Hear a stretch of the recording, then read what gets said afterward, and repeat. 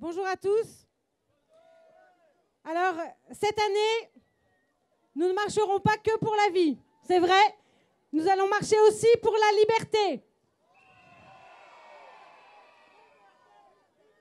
Loi sur le délit d'entrave numérique à l'IVG, votée en 2017.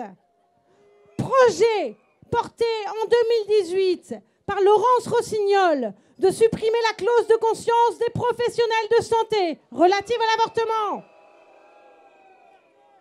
Crise d'hystérie dans les bureaux de Marlène Schiappa, tweets et déclarations incendiaires.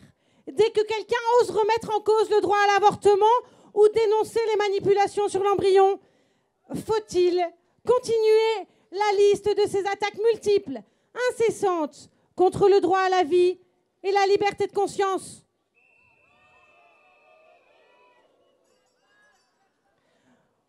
On vous l'a dit, effectivement, j'ai interpellé Marlène Schiappa et je lui ai proposé de venir à la marche pour la vie pour défendre avec nous le droit des femmes.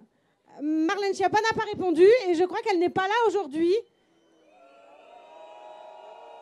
Mais nous ne lâcherons rien et nous allons continuer à interpeller le gouvernement. Alors, vous et moi, nous posons aujourd'hui solennellement la question à Emmanuel Macron ainsi qu'à tout son gouvernement. À quoi ressemble un pays dans lequel les médecins, les sages-femmes et les infirmiers sont tenus de marcher au pas de l'État? À quoi ressemble un pays où il est interdit de dire que toute vie humaine doit être respectée, même si cette vie est inattendue, même si cette vie est fragile, même si cette vie parfois est malade? À quoi ressemble ce pays? J'ai bien une idée, je vais vous donner un indice. C'est un mot qui commence par dictat et qui finit par tur.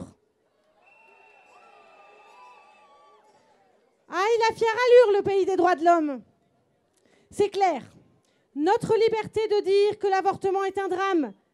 Notre liberté de dire qu'un enfant n'est pas une variable d'ajustement. Notre liberté de réclamer une politique de santé respectueuse de toute vie. Bref, cette liberté, elle fait peur. Elle fait peur au gouvernement. Pourquoi? Parce qu'elle met en cause la logique qui prévaut depuis la dépénalisation de l'avortement et qui a fait de l'enfant un droit dont disposent les adultes. Alors, nous qui marchons aujourd'hui, et vous tous aussi qui nous écoutez, qui nous regardez passer, et peut-être qui n'êtes pas d'accord avec nous, eh bien, vous êtes plus qu'un projet parental qui a bien fini. Vous êtes une personne qu'on vous ait désirée, qu'on vous ait aimé, qu'on vous ait attendu ou pas. Alors, sommes-nous, en 2019, à ce point dénués de créativité, de solidarité et de courage politique que nous ne sachions pas répondre autrement que par l'avortement à la détresse d'une femme? Sommes-nous encore en 2019 à ce point dénués de sens commun que nous prenions pour une avancée sociale le fait de congeler le petit de l'homme en attendant qu'on veuille bien de lui? Car il faut en prendre conscience aujourd'hui.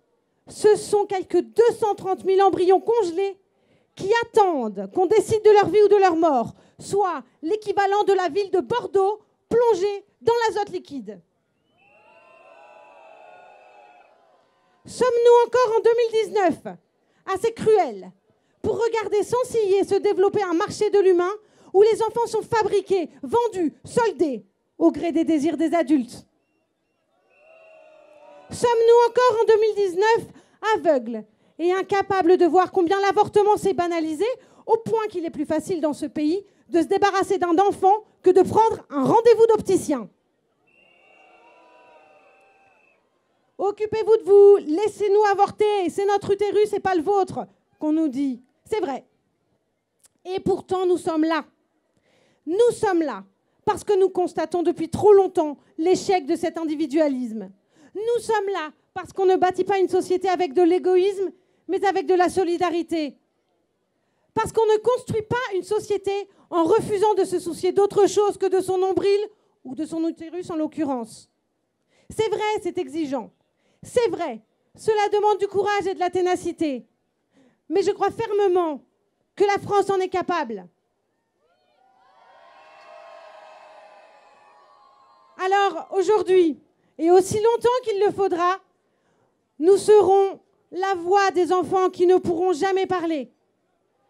Nous serons le visage de ces femmes qu'on ne regarde pas pleurer. Nous serons la protestation salutaire des professionnels de santé que l'on voudrait faire marcher au pas. En un mot, nous sommes depuis des années déjà, et nous serons cette année encore, le caillou dans la chaussure du moralement correct. Parce que la liberté de choisir la vie n'est pas une option. Merci.